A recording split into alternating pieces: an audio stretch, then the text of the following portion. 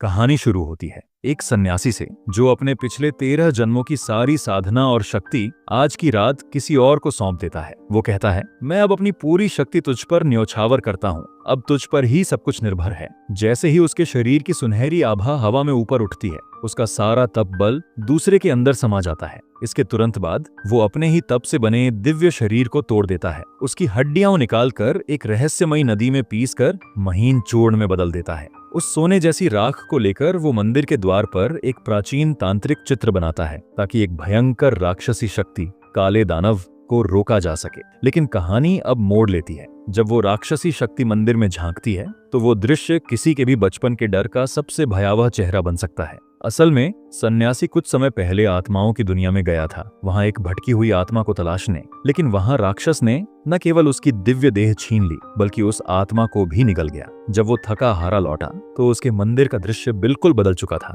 सारे देवी देवता, मूर्तियां और शक्ति उसे छोड़कर भाग चुकी थीं। यहाँ तक कि मुख्य देवी की मूर्ति भी आंसू बहाकर गिर पड़ी थी। मंदिर एक खंडहर में बदल गया था। वो टूटे स्वर में बस इतना कह पाया, क्या तुम भी मुझे दोष दे रहे हो? अब उसका तप गया था, आत्मा खो चुकी थी और उसका गुरु भी उसे छोड़ चुका था। लेकिन उसे नहीं पता था कि ये सब एक स्वर्गीय परीक्षा थी। उसका उद्देश्य था 3 भटकी आत्माओं का उद्धार करना, जो उसके लिए एक कठिन आध्यात्मिक चुनौती थी। लेकिन समस्या ये थी कि उसने इस कार्य को जीत की शर्त बना लिया था। उसे विश्वास था कि वो इन तीनों को आसानी से मोक्ष दिला देगा। लेकिन उसने चालाकी और जादू से उन्हें बदलने की कोशिश की। ये 3 आत्माएं थीं, लोभ, क्रोध और मोह का प्रतीक। वो अब भी नहीं समझ पाया था कि ये सारी घटनाएं उसी की परीक्षा हैं। उसे लगा कि देवता उसे नष्ट करने की साजिश कर रहे हैं। गुस्से में आकर वो एक स्त्री को ढूंढता है जो जीवन में गलत रास्ते पर चली गई थी और उसके साथ शादी का संकल्प ले लेता है। वो कहता है, मैं तुम्हें पत्नी रूप में स्वीकार करता हूँ, चाहे हमारे पिछले जन्म कैसे भी रहे हों। इस जन्म में मैं तुम्हें कभी नहीं छोड़ूंगा। पर यह संकल्प भी धोखा था, एक और जाल। उसका उद्देश्य उस स्त्री को सुधारना था, लेकिन प्रेम का मुखौटा पहनकर। जैसे ही उसने यह झूठा प्रण किया, उसके हाथ और पांव लकड़ी में बदलने लगे,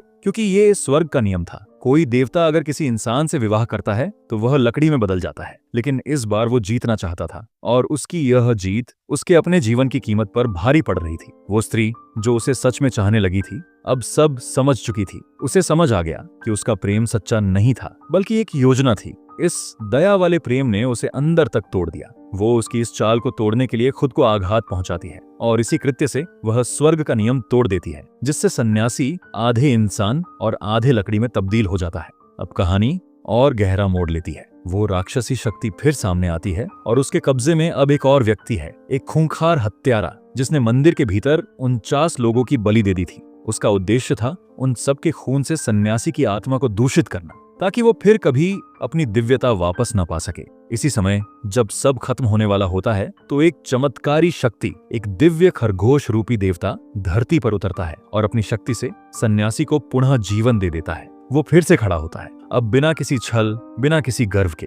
वो हत्यारे से लड़ता है, लेकिन उसकी सभी शक्तियां बेअसर होती हैं। जब वो उसके शरीर में एक काले चर्म का टुकड़ा देखता है, तब उसे सच्चाई समझ आती है कि ये हत्यारा केवल एक कठपुतली है। असली राक्षसी शक्ति अब वापसी की तैयारी में है। वो राक्षस जो तीनों लोकों में हाहाकार मचा चुका था, अब एक बार फिर लौटना चाहता है। उस पर एक प्राचीन देवता ने रोक लगाई थी और उसके अस्त्र शस्त्र मंदिर के नीचे दबे थे। लेकिन अब जब मंदिर की सारी दिव्यता चली गई है, वो शक्ति फिर से लौट सकती है। और हत्यारा जो उस राक्षस की बातों में आ गया था, बस एक धोखा था। उसे राक्षस ने अमर होने का वादा देकर अपना मोहरा बनाया था, लेकिन असल में वो अमरता की वस्तु एक मामूली पत्थर था। जब ये सच्चाई उसके सामने आती है तो वो फूट फूट कर रोता है और कहता है, अगर अगले जन्म में फिर मौका मिले तो मुझे इंसान मत बनाना। उसे स्वर्ग से बुलावा आता है। कहा जाता है कि अगर वह चाहे तो 3 पद घटाकर अब भी स्वर्ग में रह सकता। वो वापस लौटता है मंदिर में, उसी स्थान पर जहां उसकी तपस्या शुरू हुई थी, और वहीं उसे मिलता है वह दिव्य राजदंड जो कभी राक्षस को रोकने के लिए इस्तेमाल किया गया था। उधर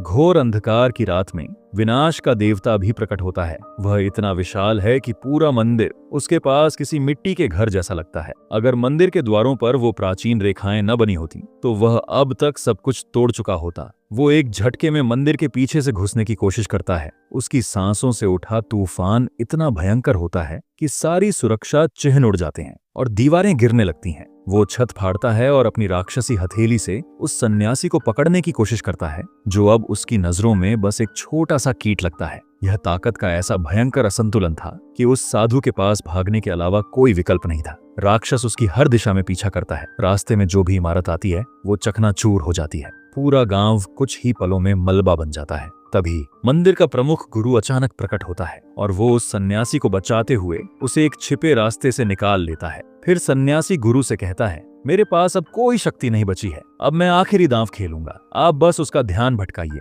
मैं बाकी बचा हुआ चूर्ण उसकी देह में प्रवेश करवा दूंगा, शायद यही उसे खत्म कर सके। लेकिन ऐसा हुआ तो मैं भी नष्ट हो जाऊंगा। लेकिन तभी राक्षस बिल्कुल बगल तक आ जाता है। उसकी चीख और उसका धमकता हुआ पैर दोनों को जमीन पर फेंक देता है। उसी वक्त गुरु अपने मुंह से चूर्ण की थैली बचाता है, लेकिन दुर्भाग्यवश वह सारी चूर्ण वो गलती से निगल जाता है। वो पछतावे में कहता है, मैंने सब कुछ निगल लिया। जवाब देने से पहले ही राक्षस का विशाल पैर उनके सिर पर गिरने वाला होता है। दोनों मिलकर अपनी लाठी और हथेलियों से उसे रोकते हैं। एक पल और वे मिट्टी में मिल सकते थे। तभी गुरु को याद आता है, जब उसकी दांत खराब थी तो उसने स्वर्ण शरीर से 2 दांत उधार लिए थे। बस यही तो था वो अंतिम अस्त्र। साधु तुरंत उन्हीं 2 सोने के दांतों को पकड़ता है और जैसे ही राक्षस अट्टहास करता है, वो एक बाण की तरह हवा में छलांग लगाकर उसके शरीर में प्रवेश कर जाता है। गुरु तब समझता है कि असली अंतिम अस्त्र कोई बाहरी शक्ति नहीं, बल्कि उसी साधु का आत्म बलिदान था, जिसने अपनी सारी शक्ति जलाकर राक्षस की देह को भीतर से फाड़ दिया। सोने की ऊर्जा अब इतनी तीव्र हो जाती है कि राक्षस की देह विस्फोट में फट जाती है। वो एक एक पत्थर में बिखर जाता है। लेकिन जब गुरु उसकी ओर दौड़ता है तो देखता है वो साधु अब केवल राख बन चुका है और वह राख हवा में उड़ रही है। सदा के लिए स्वर्ग के देवी देवता इस विजय का जश्न मनाते हैं। लेकिन ये बहुत ही व्यंग्यपूर्ण दृश्य होता है, क्योंकि उनके लिए ये बलिदान एक तमाशा है, एक जीत का निशान। लेकिन क्या वह साधु सच में हार गया?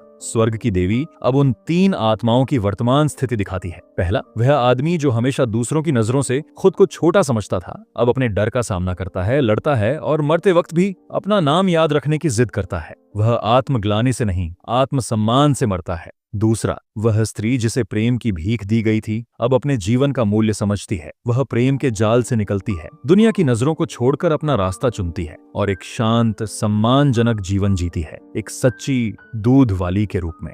तीसरा, वह राक्षसी आत्मा जिसने अमृता की लालच में नरसंहार किया था, जब उसे सच का एहसास होता है तो वह अपने ही हाथों से उस पत्थर को तोड़ देता है जिसे वह अमर हृदय समझता था, और मरते वक्त कहता है, अगले जन्म में मुझे इंसान मत बनाना। और उसका अगला जन्म पशु योनि में होता है।